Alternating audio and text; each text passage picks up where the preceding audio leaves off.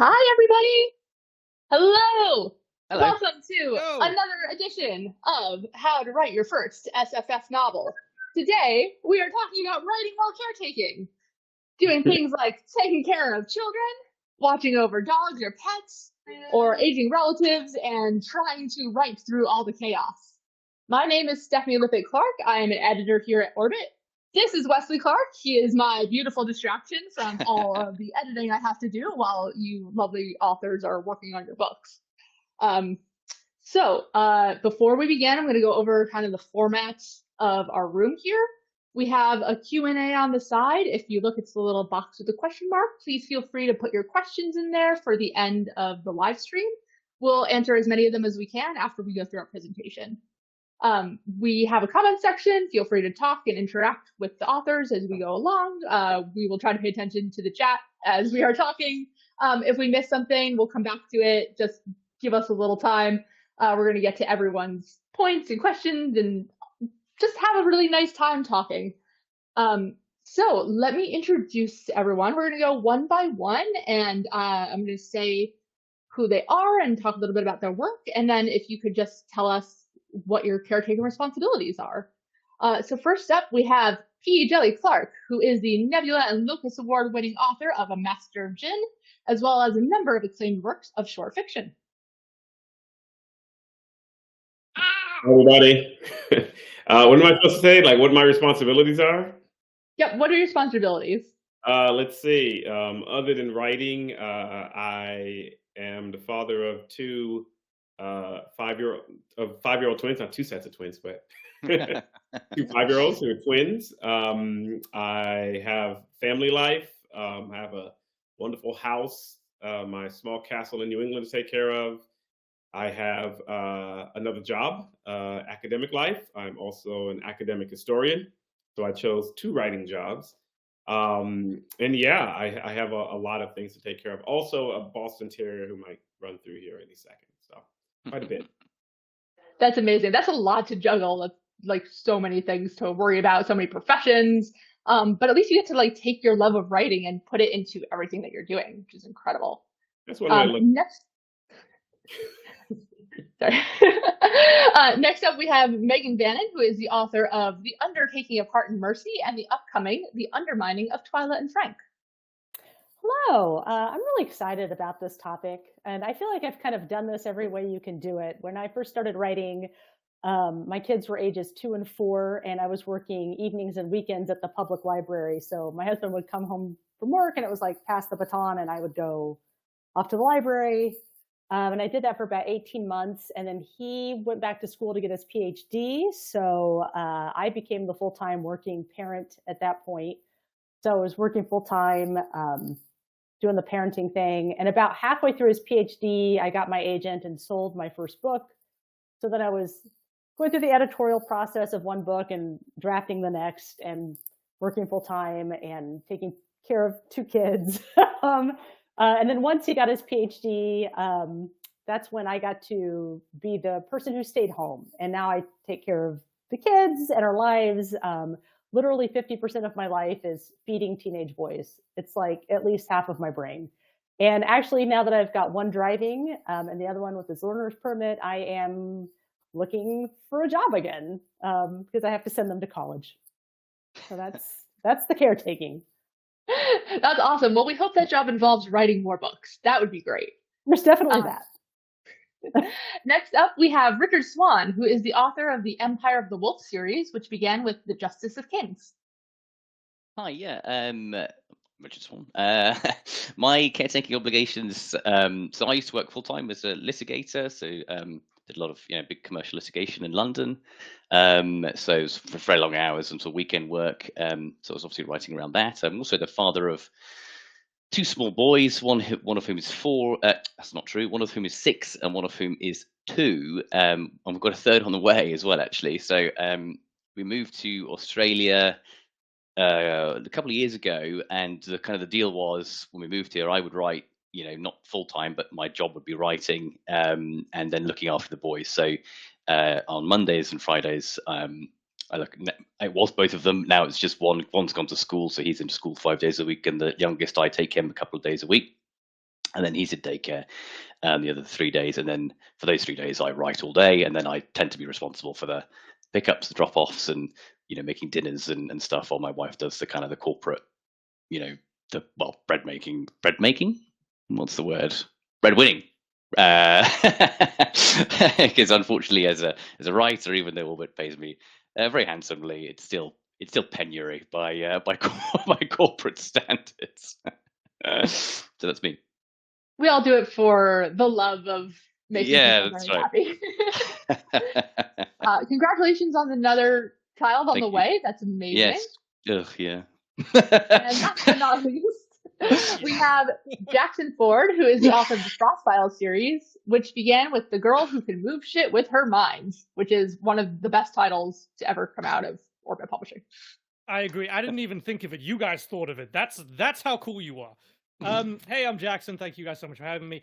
I do not have children. I have 2 psychotic Boston Terriers, one of whom is only a puppy and is intent on destroying every single thing in my house.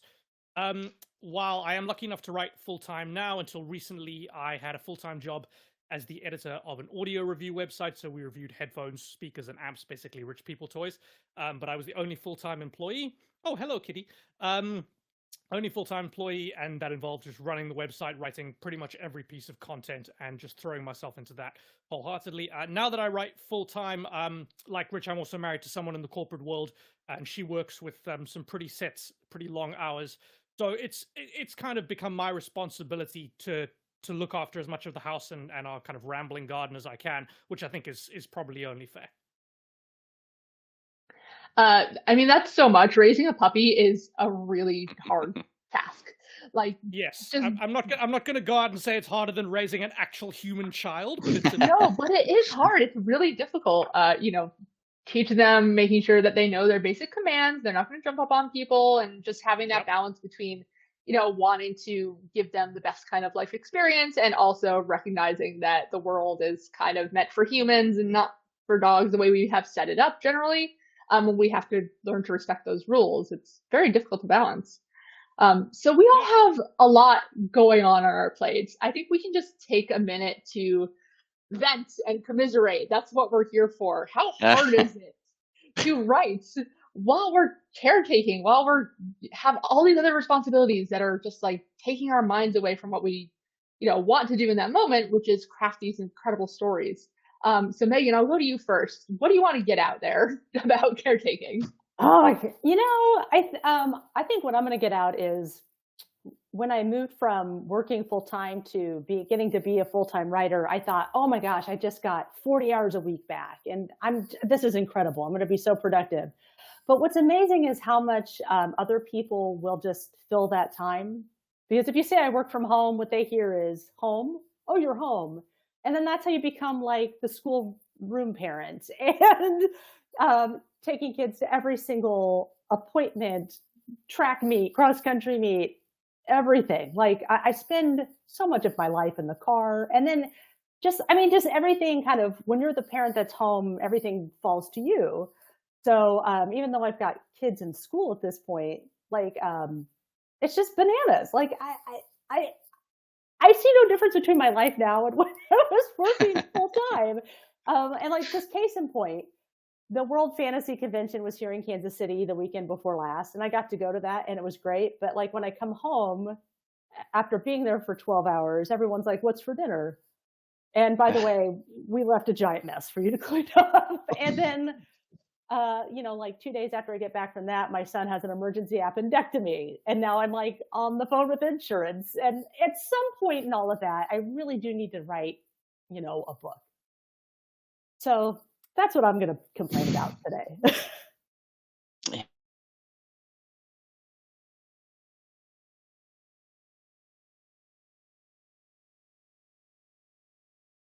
Shopping or anything. Like, you were supposed to do that. That's just what the moms do.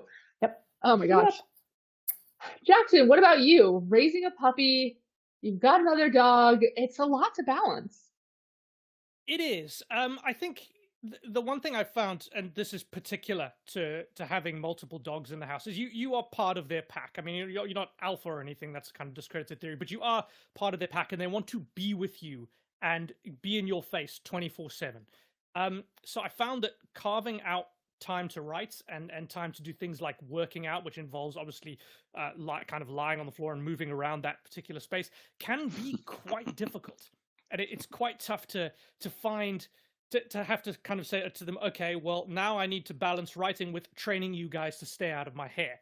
And because our puppy is a little bit slow on the uptake, I've had to kind of barricade my office with a chair and some couch cushions. And I have to do that pretty much every day now. He's only just been neutered, so we're going to get him into daycare, which should free things up a little bit. But yeah, as I said, it can be quite difficult to carve out that space, and I have a sense that everyone is going to echo this, and particularly the other three of you who all have children who are probably going to feel this a lot more than I do. Yeah, I was going to say, I think Richard probably experiencing some anxiety, adding another person to the task here. What are you feeling right now? What's been like the driving factor of like, this sucks? I think I don't have a huge amount to complain about, in the sense that I do now get a lot of time to. I do get a lot of time to write. I get 3 days. It's the most. I have now the most time I've ever had to write, which is 3 clear days a week. And so I feel like it's sort of an acceptable compromise to then have to kind of do at least the majority, well, at least half, and often the majority of the admin around the kids around that. And my wife still does pick up a lot. I think the only thing that I feel like I would sort of vent about is when I write all day. So I'm sat at my desk and I write. I write usually about 2 or 3 hours in the morning and 2 or 3 hours in the afternoon with a break for lunch. And on a good day, I'll turn out something like 4,000 words, and often over 2 different projects as well. And I think it's the thing I'm trying to overcome is someone but you love it. You get to write all day. You love it. So it's not really work, and it's kind of like, well, it's very difficult to write. To write a book, it requires a huge amount of energy and concentration, and in many ways, I find it more exhausting to do that than I did my legal job. That was a different kind of brain power, and often it was the long hours that made it tiring. But it was not very often that I had to kind of sit down and kind of hyper focus on in the way that you have to for writing. And when you're doing that for kind of 6 hours a day, it's extremely tiring, in the same way that any kind of job is. And I think people can lose sight of that because you're doing what you love, and so it's not work. But I mean, it is work. It's work that I enjoy, but it's still work, and so I'm still kind of knackered at the end of the day. And I think that's probably trying to get people to appreciate and understand that is sometimes a struggle. Yeah, and Djèlí, this is why I want to save you for last, because you have by far the most going on with so many things that you're juggling. How are you? What do you need to get out about this like incredible but also crazy life that you've built? Yeah, it's something else. Part of this is chance. When I always say I was just an innocent writer trying to make it. And back then, you just wrote as much as you wanted to, and whenever you finished, you finished. And unless there was an anthology call or something that you were really trying to get into, you didn't have deadlines. You just wrote. And when you were finished, you liked it, right? And then you went on to the next thing, and you submitted, and you went to, what was that, Submission Grinder or something. That was what I spent most of my time doing. And then, and while I was doing this, I was in grad school. So I was also teaching. I was also doing adjuncting, writing my dissertation. And the great thing was, writing was my outlet. It was what, sometimes I watch TV, but a lot of times when I had free time and I was finished reading 19th century British manuscripts, then, I'm going to go write. And so it was a different world. And then it just so happened that when I graduated and got a tenure track job in academia, I also, at the very same time, my first story in tour, Djèlí in Cairo, got published. And then everything, boom, exploded at the same time. And so it's been just, and then I added kids. Like years after that, I added twins. And so it's just been this like constant one thing added on to the other. And, for a while there, I think I was juggling it well in the early academic life. I got to write a manuscript. It's tenure. I got journal articles to write. And I was balancing. One summer I went to Britain and I went to the archives in the day, and then at night, who wants to sit around with archives at night? I wrote an entire novella, The Haunting of Tramcar 015. Just that's what I did. Ordered me some flat whites late at night, and I just wrote. And that was working. In fact, I actually took a boot camp at my university to talk about how to manage time.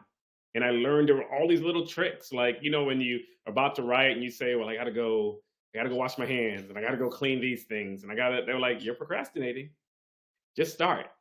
Right? Oh, I gotta check all the emails. No, just start. And so I learned all of these tricks that really helped me balance things. And I thought I had a good handle on it until the kids arrived.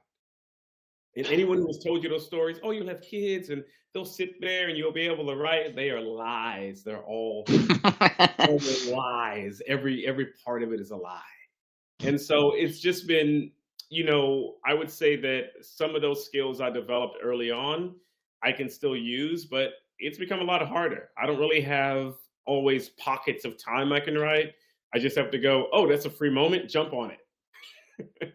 Use it right now while I still can. And it's just been a matter of me trying to balance both. Got this book out that has to come out with academic book, which I finished which came out last April. At the same time, I have to work on these other books. And so it's just been, I can't say I have a definite way that it's done, but it's just been, I've just been managing to get by. But that is just mostly me, you know, missing a lot of the Netflix shows until much later. I don't know when I finally saw The Expanse. It took me, it's I don't know how long. But it's just me trying to use up any time I can really and try to hold on to some of those. I think it's somebody else said just that discipline and concentration to get the stuff done. Yeah, that's amazing that you. Sorry, one other thing. I say no a lot. Yeah, I say no to a whole lot of stuff now that before I would have said yes to, and that's the other great secret that other people can maybe talk about as well. You have to, because you have to prioritize the writing if you want to get it done. It's just choosing what you want to do. There's no wrong answer. Yeah. But if you want to get the book done, you have to say, I'm going to do it. So Djèlí, are there any, you know, you've developed all these amazing skills. Are there any skills or, you know, programs or things that you have learned to use on a daily basis that you can share with our listeners? Oh, I mean, sure. Like I said, one of those is just trying to, I mean, everything is about managing time. You have to manage time along with, you know, what Richard said, also keeping your concentration so that when you're looking at the page, you didn't just spend an hour just staring at it, right? You have to manage time, but you also have to have some kind of mind to do it. And really the best ways I can say I really get things done is when I have honestly eliminated a lot of the background stuff. If I know I only have this short window to write in, that means that I can't go on social media and see, oh, what's happening. I want to, but I got to turn it off, right? I give myself one thing I learned, give myself a timer. And that timer, realistically, don't say I'm going to write for the next 3 hours if I know I'm not going to. Give myself an hour. And during that hour, my job is just to write, not to go vacuum, you know, not to do, and recognizing all those procrastination things we do. I got to get the coffee right. I got to get the tea. I got to do all these things. I got to just writing, right? And then when that's done, I can go play around with all of those things. Even to the point of, I know I never thought I'd be one of those people with those color-coded outlooks, color-coded calendars. Oh, yeah. Yes. One of those, right? Blue was for writing. Right. And once I docked out those hours where I wasn't burning myself out, but this is for writing, give myself a break, do academics. This is for writing. This is for writing. I try to use those. And do I always hit them? No. Sometimes I come in at 10 o'clock to do my hour at 10 p.m. and my brain is nope. And I just have to give up. But just setting those has helped. Yeah. I'd be interested in hearing what other people are doing because I could sure also use that help. Yeah, absolutely. I really want to open this up to everyone.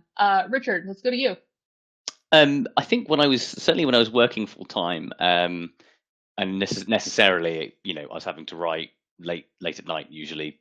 So sitting down at my desk at kind of like 9 p.m. or something. So I'm exhausted. Literally, I'm exhausted after a long day of work. Often it's the very last thing I feel like doing. And I think when we signed the contract with Orbit for the Justice of Kings, I was still kind of buzzing from the, how exciting this all is. I can't wait to kind of, you got the deadline kind of looming, so you just have to do it, full stop. But I think what helped me personally, two things. I agree with Djèlí in terms of the you have to cultivate a certain mindset and appreciate that it's not always going to be fun. And I think, I don't know if Stephen King ever actually said this or whether it's apocryphal, but it's something like the muse will find you, but it better find you working. And I think it's not about like we would all love to kind of wake up and have a slow, relaxing morning and have our coffee and then write, oh, what am I going to write today? And the inspiration has struck me, and sort of spend like 8 hours. It doesn't work like that often, especially if you have a job or children. Sometimes you only get like an hour. And I think we can be very bad at thinking, oh, it's only an hour, what's the point? And I remember reading an article about games, like video games journalism, and she was writing an article about how becoming a mother had changed her relationship with video games. And she was saying exactly, and it actually really resonated with me, because she said something along those lines, where it was like, oh, it's only an hour, so what's the point of even starting? Changing it from that mindset to, take the hour. I've got an hour, take the hour. Like, because if you keep doing that, if you keep putting it off, you won't get anything done. Like, so it's all about taking the time where you can get it, and also cultivating the mindset so that when you do take the hour, it's a productive hour, and it's not just a dithering waiting for the inspiration to strike, because more often than not it won't, if you're very tired.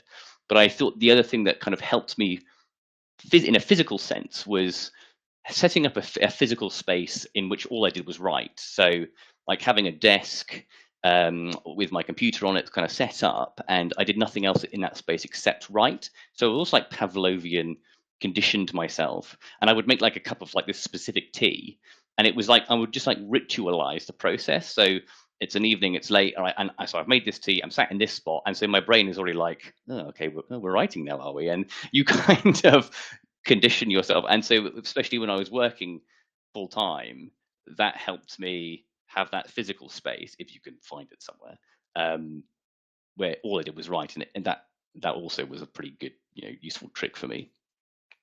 No, that's really helpful. Getting your brain into that mindset is really like 3/4 of the battle of writing, is just getting yourself to just do it. I think also when I'll just very quickly add, when I was writing, now that I do have like a few days where I do nothing but write, what I was initially doing was I was just writing in the morning. And then I was like, oh, I'm tired now. Like I've done like my 1,500 words, I've done my 2,000 words, and I'm like, oh, I'm tired. I don't really. And then I was like, just doing nothing in the afternoon, and I was thinking, there's got to be a better way than this. I can't just. This is like, I've got armfuls of time here, and I'm not using it. And I literally just started writing. I would just write a different project in the afternoon. I'd write a different novel. So I'd do it. So now I write 2 books in tandem. And it was 3 years ago, Richard would find that utterly impossible. That'd be like, no, mentally, I just can't do that. And it is just about changing the way you think. It's as simple as that. Like, it sounds straightforward and a bit stupid to say that, but it's true. Like, you've just got to change the way you approach the task of writing and treat it like a task sometimes.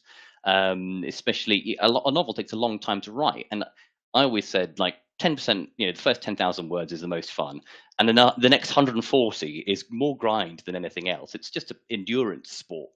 You're not going to enjoy writing all 150,000 of those words necessarily. You can't. And so if you treat it like it's a task I have to get done now, and it sounds a bit unromantic, but if you can acknowledge that and get over your hang-ups about your relationship with writing, you'll be much more productive. I mean, at least in my opinion. I'd actually love to see writing in like the Olympics, just like people sitting down, like, see how fast I can write a book. Oh, the narrative detail is amazing. 50 points. It's got RSI. Megan, I'm going to throw it to you. What gets you through? What tips can you share with our listeners? I think adapting to your circumstances or at least adapting to my own circumstances as they have changed, has been really pivotal for me. When I first started out, my kids were very little, and so I wrote during nap time. And I was a stay-at-home mom working in the evening. So when they were it's right when your people are unconscious, by the way, is like my number one tip because then no one will bother you. And instead of staying late, especially once I started working full time, instead of staying up late, what I would do is get up at 4:45 every morning. And I know it's just that's when but like, at 4:45, there is nothing else you can do. You can't run the vacuum. You can't load the dishes. Like you really cannot do anything but write at 4:45 in the morning. So I got up at the crack of ass every morning, and I would write for about an hour and a half, and I walked the dog, and I got ready for work, and I went to work, and then I wrote on my lunch break. And my coworkers were great, and they knew, leave Megan the hell alone on her lunch break. Not that I would rip anyone's head off, but they respected that part of the process. And then I would try to get away for coffee one of the days of the weekend just to get a little more in. And I wrote entire books that way. And so it was interesting being at home because I'm the one that takes care of everybody. I kind of feel like I need to put everybody else first, everyone else's needs, everyone else's laundry, their food, their doctor's appointments, all of that comes before what I need to get done. And so what I have found is find out where you're productive, because I am really productive in situations where I am held captive and there's nothing else I can do. If I'm in the bleachers at a 4-hour track meet, I've got my laptop with me and I'm writing at the track meet, because my kid runs one of the first events and one of the last events, and I'm there for the long haul. All summer long, I take my oldest to cross-country practice at 7:30 in the morning, and it's kind of far from home, so I just sit in the car and write for an hour and a half while he runs. And it's kind of hot, but I get some words done. And I just think finding those little pockets of time where you're not immediately beholden to everybody else is just very helpful. And it kind of clears the slate where if there's nothing else you can do but write, use that. And that's absolutely wonderful. I think one of the biggest themes here is make the best use of your time as you possibly can. Life is short and we want to write books, so we got to do it. But I think one of the biggest differences between having kids and having pets is, kids eventually will be able to communicate. You can say, hey, mommy needs a minute, daddy needs a minute, I just need to finish this chapter, can we talk about this? So they don't always listen. Can you? But at least they can hear you. Can you though? I don't know if I'm sorry, you have a baby. I have a 14-year-old and a 16-year-old. And I'm sorry, I'm going to tell a funny story, because I was doing past pages for The Undertaking of Heart and Mercy, and I'm literally sitting there rewriting a sex scene when a jar of pickles shows up between my eyeballs and my computer screen. And it's my youngest going, Mom, I need you to open this jar of pickles. Really, at this point, the mood is done. It's like, okay, I will open your jar of pickles and I will write this sex scene another time. What, pickles don't put you in the mood? Did that make it into the sex scene? I will open your jar of pickles. That's what I would like to know. Sadly, no. It was the missing inspiration. Missed opportunity. Lost. I you know what, listeners, put pickles in your next sex scene. That's right. It's going to be a hit. What I was getting at is that Jackson wanted to ask you, caring for things that don't often understand English or timing or have a sense of, I'm sitting at a computer, I'm doing work. What do you have to say to our listeners in order to, help control that kind of situation? I think the only thing I've kind of learned that helps it make it work is to lean into it. Okay, this dog does not understand what a book is or what a novel is or what Dad is doing. So we are going to lean into this, and I am going to train him while I'm writing the book. I'm going to put him on my couch, and when he's quiet for 10 seconds, he gets a little treat. And when he's quiet for another 10 seconds, he gets a little treat. And although lately, as he's gotten older and has become a bit of an obnoxious teenager, that has worked less and less, I have found that it's good for dealing with the mental load of that, because you're going, all right, I'm writing my book. but he's being a good boy, so here's a snack. And this is good. This is wonderful because he's doing what he's supposed to do. And if I can just keep doing this and get into that rhythm, I find that works quite well. To touch on the broader topic as well, I mean, I've always found writing to be fun. That is my primary motivation for doing it. It's fun, and because cursing is my brand, I'm going to start cursing. It feels just like fucking around. It's wonderful. And so when in the past, when I haven't had time to sit down and write for 2, 3, 4 hours at a time, when it has to be these snatched little moments, that's always driven me because it's always felt like a guilty pleasure. It's always like, oh, I get to have fun for like 5 or 10 minutes. I get to, skive off work for a bit and just make some stuff up. This will be a laugh. And I've always tried to keep that at the forefront of my mind. And with having dogs, yeah, they can be a lot of work, but they can also be a lot of fun as well. And you have to keep that at the front of you. Have owners. We just got them, and now they are our responsibility. So there's no point complaining about it. Just lean into it and try have fun with it. That's a great idea. I love that. So I'm looking at the Q&A, and a lot of these questions are things that we had also wanted to know. So I think we're going to dive right into the Q&A. I want to start with Djèlí and go around in that same order. A lot of people want to know this. I want to know this too, because I'm pretty new to the parenting game. I've had a dog for 5 years, but balancing a baby and a dog is hard, and I'm tired, just exhausted. And a lot of our listeners are too.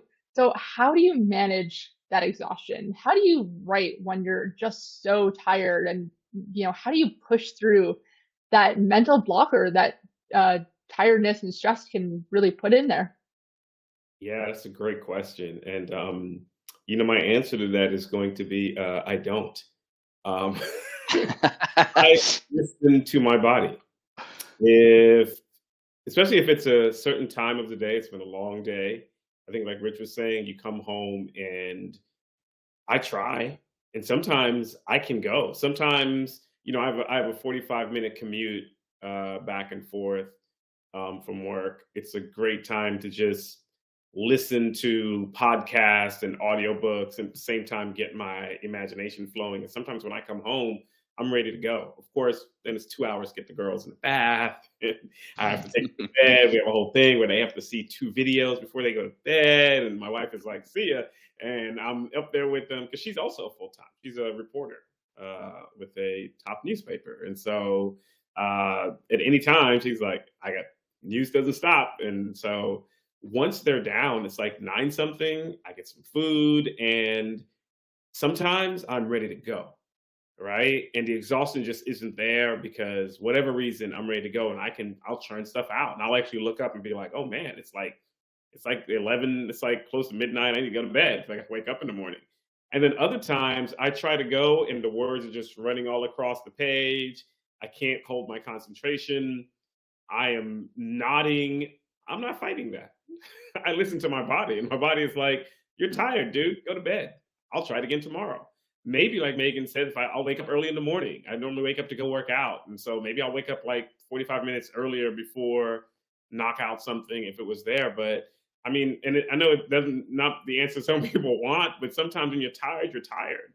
And I don't write like when I'm tired like that to try to push through. I'm not running a marathon because I just figure what I'm going to write is going to be nonsense. Right?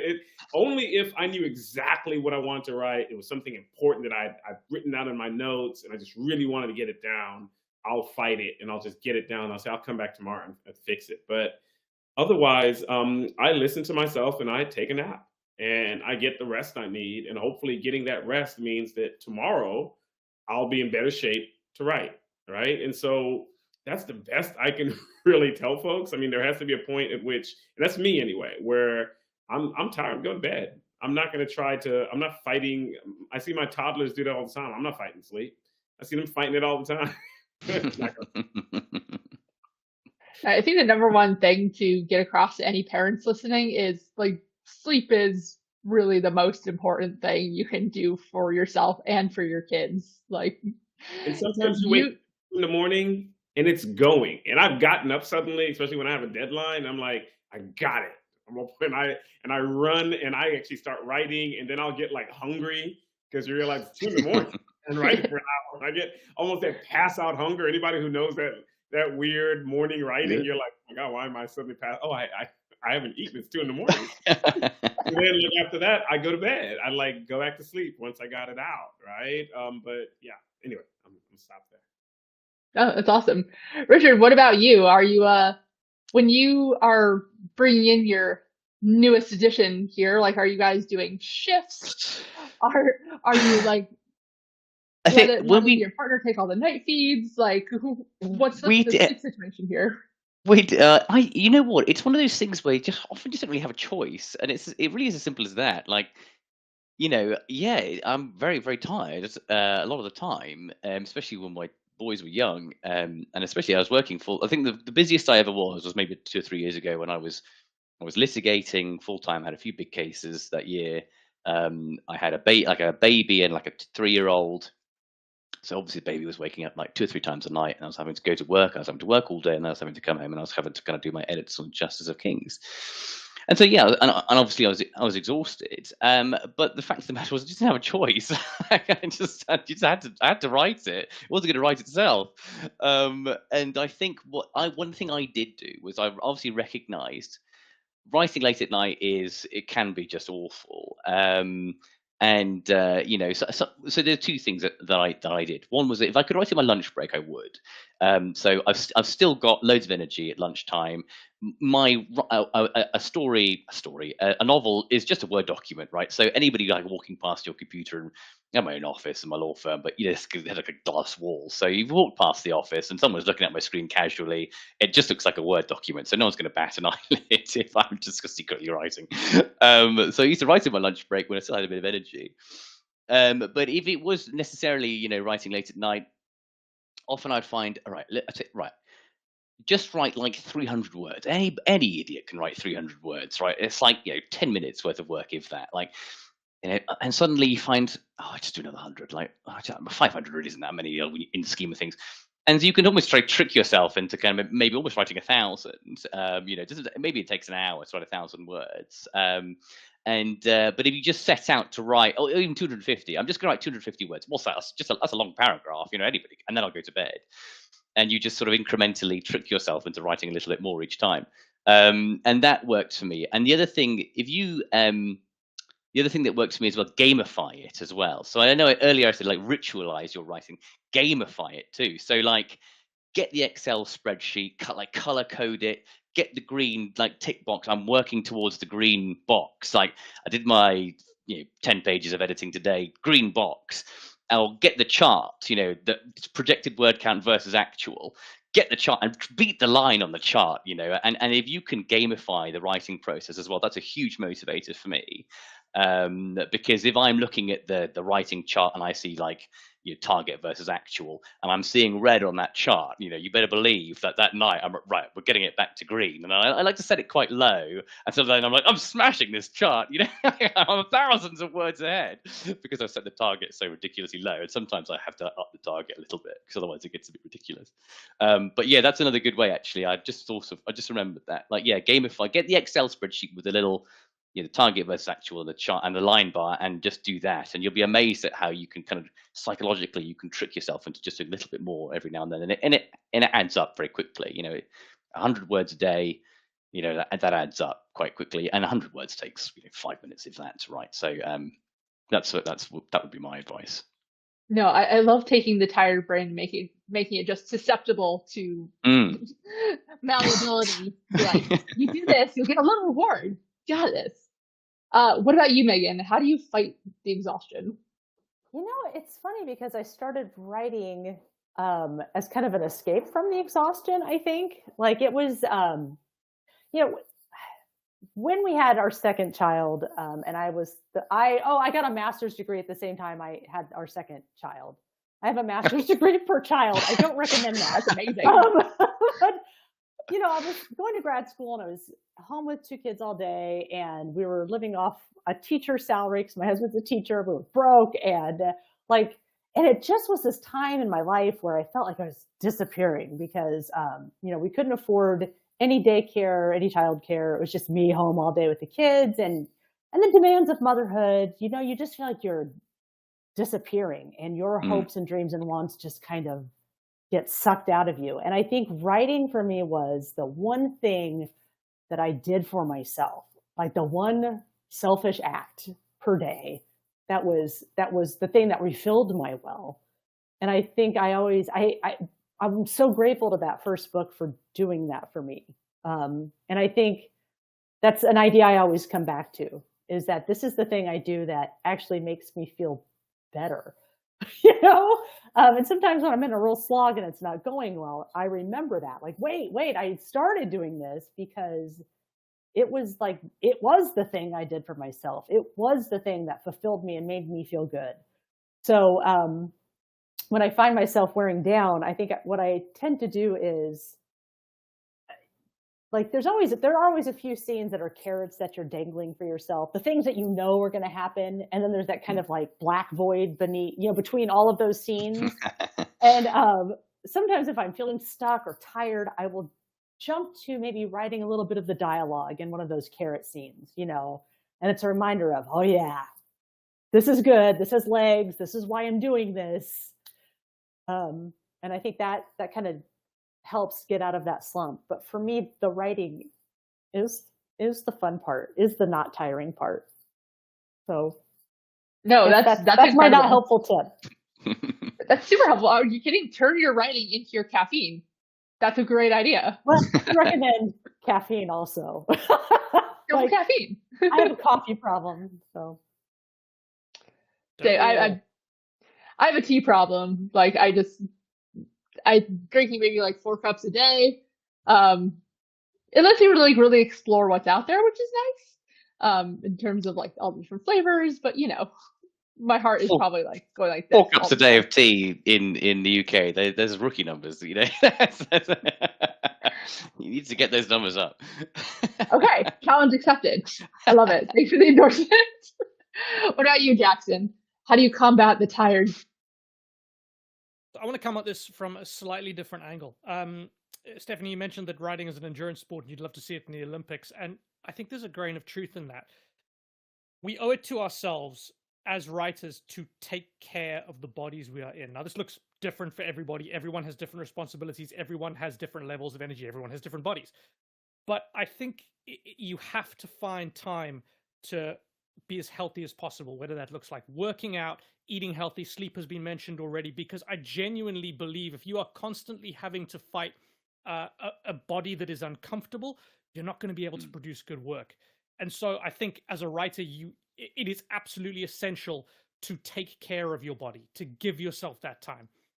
It's like if you're in a race and you're braking when you get to the corner so that you can accelerate out at maximum speed. If you don't brake, if you don't take care of your body in however that looks for you, you're not going to be able to get up to your max speed as quick as you want. So I would definitely advocate for like working out, eating as healthy as you can, taking care of your sleep, like as much as you can, prioritize that, because everybody feels exhaustion and stress, but by taking care of yourself, you can limit the ways in which you respond to that exhaustion and stress. You can take responsibility for that. Can I piggyback on that? Yeah, go for it. Yeah. If you look behind me, you'll see I have a standing desk, and there's actually a treadmill underneath it, just a walking treadmill. And that has been a game changer. It was not that expensive. It's not like a fancy ass running treadmill. It's literally for walking, but like I get more done walking in like an hour on that treadmill while I'm writing than I will sitting for 3 hours with a computer in front of me. Like, I don't know what it does. Like the distractions go away. I'm focused. I have less pain in my body from sitting, it's a game changer. So there are ways to kind of multitask these things and that are really beneficial. So I want one. That sounds amazing. It's great. And I'm not going fast, but just tool along. What model do you have? Yes, do you know? Just like not one you very found on expensive Amazon? I don't know. The Amazon Prime. Sunny is the name of the brand. Nice. Thank you for that. I know it's like really hard to get over that hump and kind of like motivate yourself when you're just feeling really down. I think these are really helpful tips for our listeners. The next topic we want to dive into is how to deal with the guilt of not writing as much as you want to be, as much as you feel like. these responsibilities really do take center stage in our lives, and that's not something we can help. And we know through our conversation that you have to prioritize the writing and that there are ways to get to it. But that mental guilt can eat you up inside. Who has ways of dealing with that feeling? I'm going to open up to the floor. Jackson, go for it. That guilt will never go away no matter how much you write. You will always be convinced that you're not writing enough. You could be writing 7, 8, 10,000 words a day and you'd still feel like you're leaving something on the table. You have to make your peace with the guilt. You just have to do as much as you feel comfortable doing and leave it at that and go, I'm always going to feel guilty about this. We all feel guilty about this. This is just what it is like to be a writer. As I said, you always feel like you're leaving something on the table. So I think it's something that is not even worth attempting to deal with, because you just drive yourself insane. Yeah. I'm going to do a counterpoint on that one, because my problem is not that I feel guilty for not writing. My problem is that I feel guilty for writing. Like, and I think this might kind of come with the patriarchy. No offense to anyone present. But I think there is an expectation, especially on like motherhood, that, everybody else comes first. Everybody else comes first. And you come last. And I've internalized that. I'm trying to not do that as much as I have in the past. But for me, I never feel guilty for writing because it's the last damn thing I do in a day. Like, everything else comes first. Sometimes I have to take a vacation just to get my damn writing done. Like, I go on a weekend retreat twice a year and I get more writing done when I'm away from the dishes and the laundry and just all the shit I owe everybody, pardon my French, just to get it done. So for me, if anyone has tips on how to get over feeling guilty for writing when you should be taking care of everybody else, I'm all ears for that.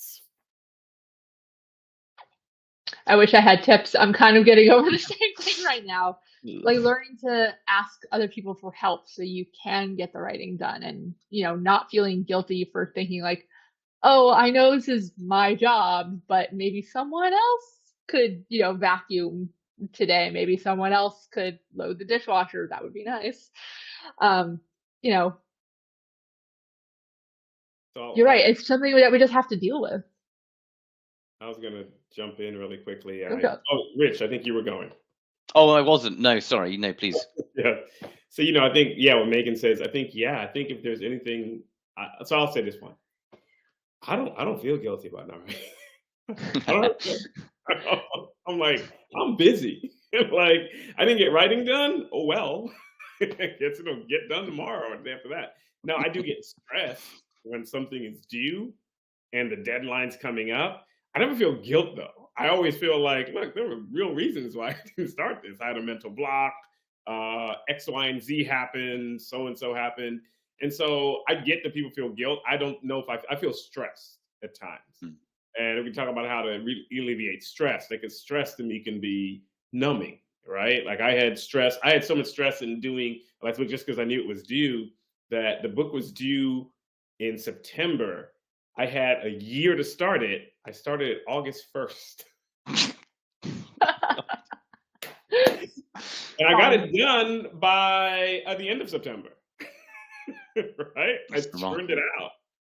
Right? And part of it was Megan. I actually was somewhere else, not at home, didn't have all the responsibilities, and could not get this thing started. And somewhere else, boom, I was able to start it. I literally, in the week, I couldn't get a single word done in a year. And that week that I was somewhere else, I got 40,000 words written. Right? Just boom, pulled through. And so, and so I say, if I feel any guilt, it's like Megan, I may feel guilt, like, oh, I'm writing and the girls want to go do this, or we're supposed to do this. And they're like, Daddy, why don't you want to come watch Bluey with us or something? I was like, oh, Great show. Right. And they're pulling me literally to watch Bluey. And so but I don't really feel guilt for not writing. My biggest thing is stress. If there's a problem, that is the one thing that can eat away, especially because now I have deadlines, by the way. Because what I said in the beginning of me I'm just writing for fun, tra la la la la, hope I get this in. Now it's like, yeah, we gave you this advance and you signed this contract and it's due. What's going on? It's a job now, which people, and I think we've all said this where we don't want to sound like these jerks who are like not happy because a lot of people want to have these burdens. But Exactly it is that, yeah. great. It's also part of a burden because now it's like my wife said, you got a second job. And I said, I got a second job. Writing. Another writing job. Right? Things are due, things come, and like you got to get it done.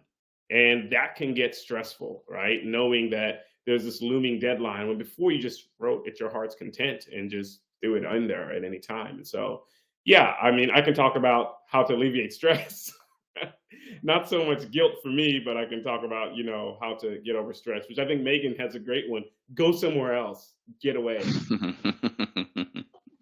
Yeah, actually, to piggyback off that, just in case anyone has some answers, do any of you have recommendations on affordable writing retreats, something that you found really accessible that you'd like to plug? Never done it. Oh, listen, I got it also like down. Oh, go ahead. No, go ahead, Djèlí. No, I'm waiting for one of you to tell me. Oh, I'm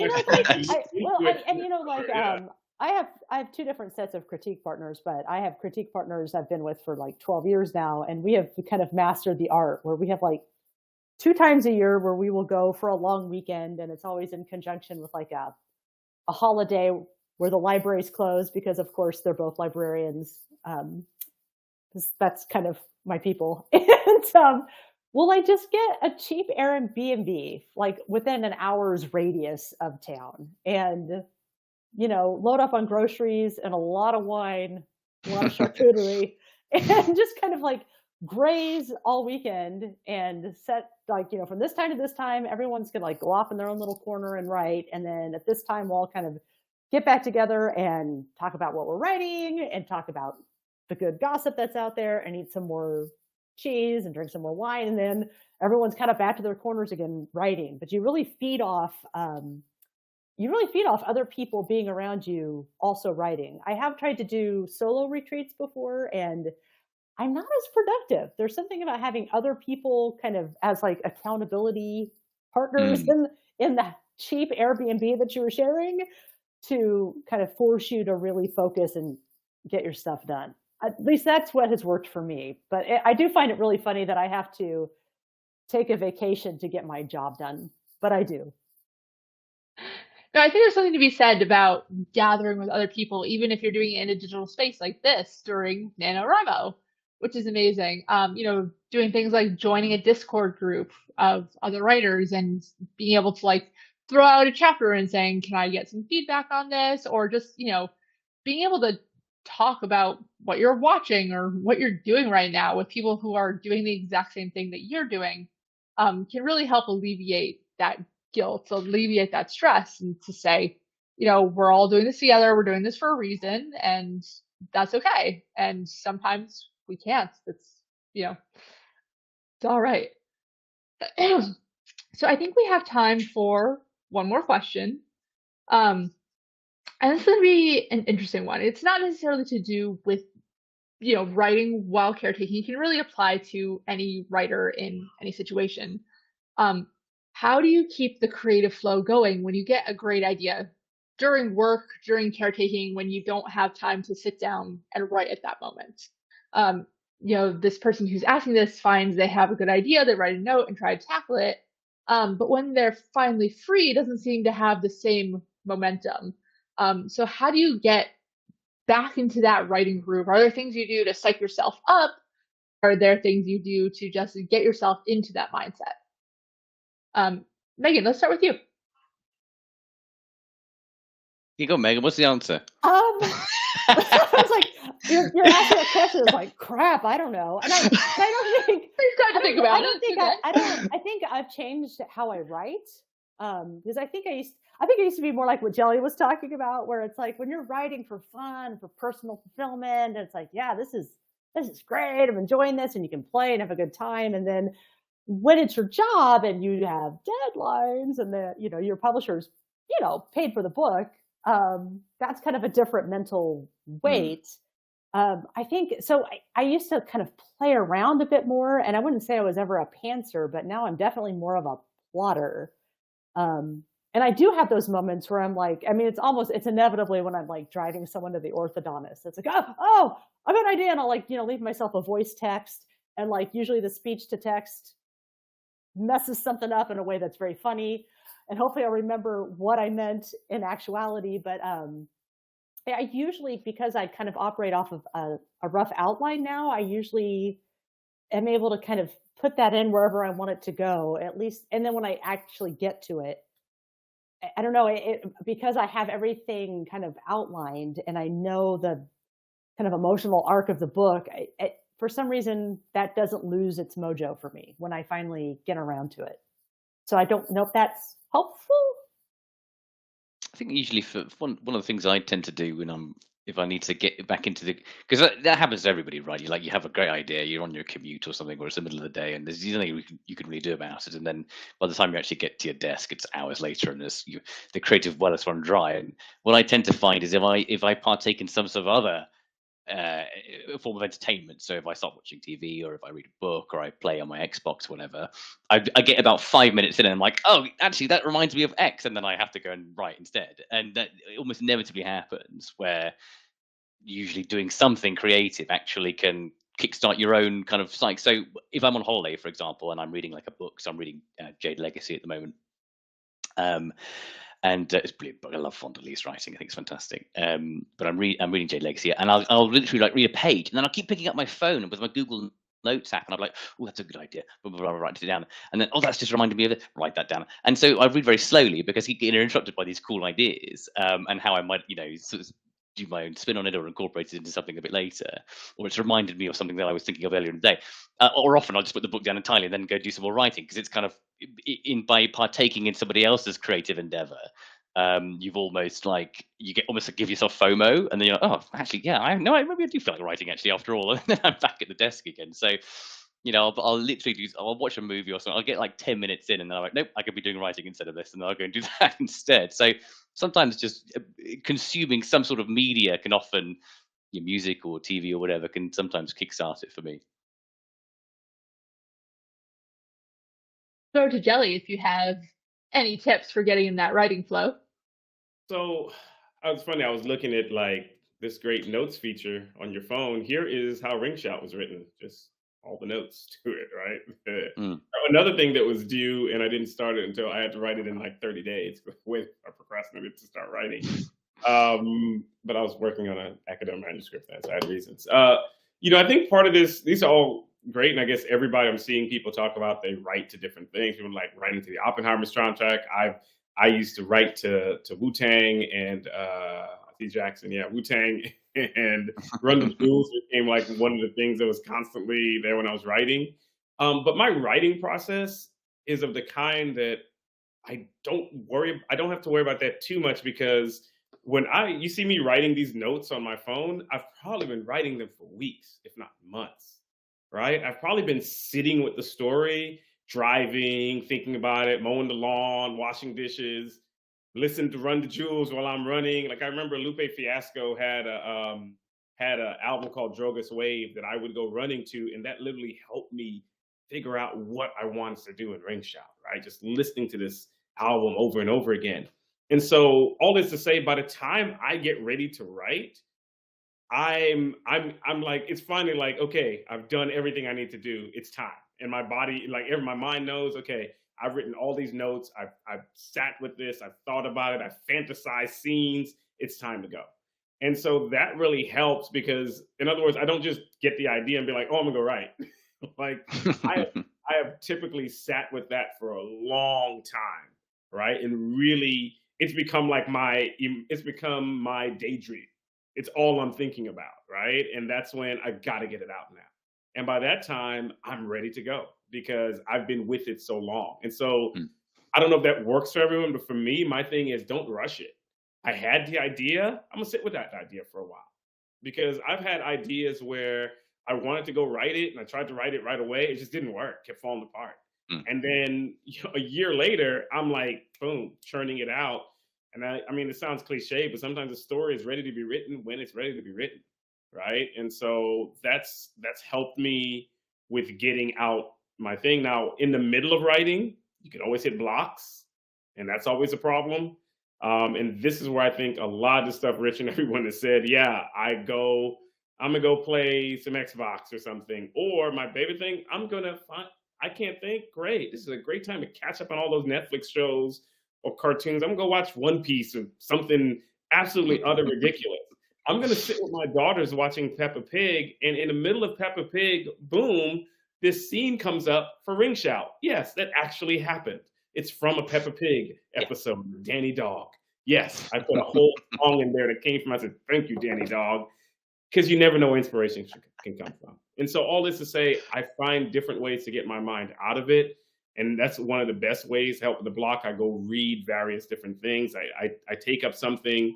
The only thing I can say is sometimes I park things downhill. That can sometimes, right? And I forgot who I heard say this, but if you know you might come back to something, you're writing something big and you come back to it and you don't know if you're going to be ready, don't write that great thing you're about to write. Because sometimes I get so excited. I don't know who ever has happened to somebody. Sometimes I'm so excited to write a scene, I got to get up. I'm like, I'm too jittery. I can't write it. It's too much. I'm waiting to write the scene. It's the penultimate scene. People are going to go crazy. I can't do it. And so sometimes I park it downhill. I know it. So when I'm coming, it's not an uphill climb. I'm going into my favorite scene to write. And I can just post it, write it how I want it to. And that always doesn't work. You can't always park something downhill, but if I can, I can. So those are my things I can give people that may work for folks, but everybody has to find their groove, right? And I think sometimes those moments of inspiration are actually like half of an idea, and you don't realize it's half an idea until you come across another idea that it goes with. I don't know if this makes sense, but like one thing you can do is if you've got like the OneNote app, or if you're using Scrivener, you can actually create like an ideas file where you can actually organize your ideas, right? Like, I think this is a fantasy idea, and I'll put it in my little fantasy file. And it's just like a little note to yourself.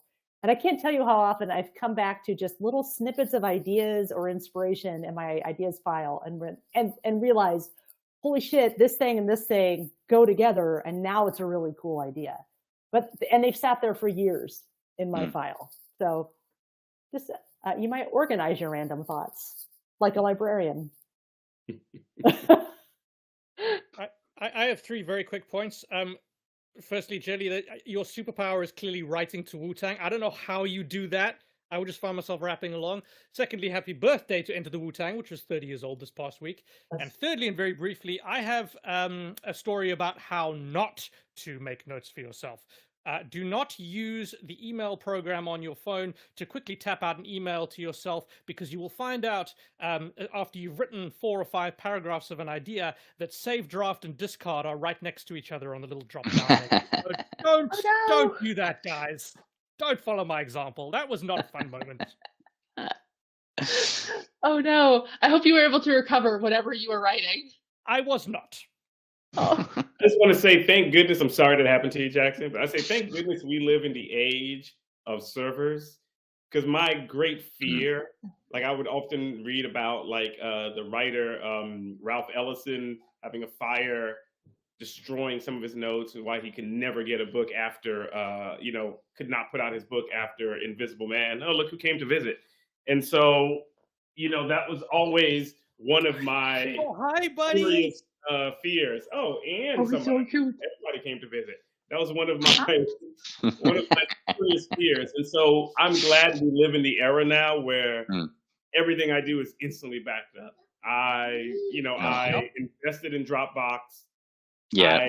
I have endless, because before I would literally sometimes before this I would print out what I had and try to save it or email it to myself. And so you just made me think of that, Jackson, that I don't know how much to stress this to people. I'm always shocked when somebody's writing and they say they lost stuff. I was like, no, instant save, set it up, do something. I think every writer has that experience once in their life, don't they? Don't lose nothing, because there are too many different ways to save it, and it is worth the investment however you do it. Amazing tips. Please save your work. The cloud is there. Yeah. Storage is not expensive anymore. I think like Google is offering like 99 cents a month for a terabyte of storage. Like, I mean, Microsoft comes with OneDrive built into it, doesn't it? If nothing else. Amazing. And a Word document is like what? Because nothing. I cannot imagine losing. Or I would be like, well, it's done. I'm not writing it again. It's over. Yeah. Yeah, oh, definitely. Yeah. I'm not going back to horror. Anyway. The horror. And on that nightmare of writers, we're going to end our time. I want to thank our panel today. Thank you guys so much for taking time away from your responsibilities to come and talk to our listeners today. Thank you all so much for joining us for this edition of How to Write Your First SFF Novel. If you want to watch this again, there will be a replay link available at the URL that you joined us with. You feel free to share it with your friends. It is free to watch for anyone for all time. And I believe we are good to go. So thanks again so much, and we'll see you next time. Thank you. Thank you. Thanks a lot. Thank you, Stephanie.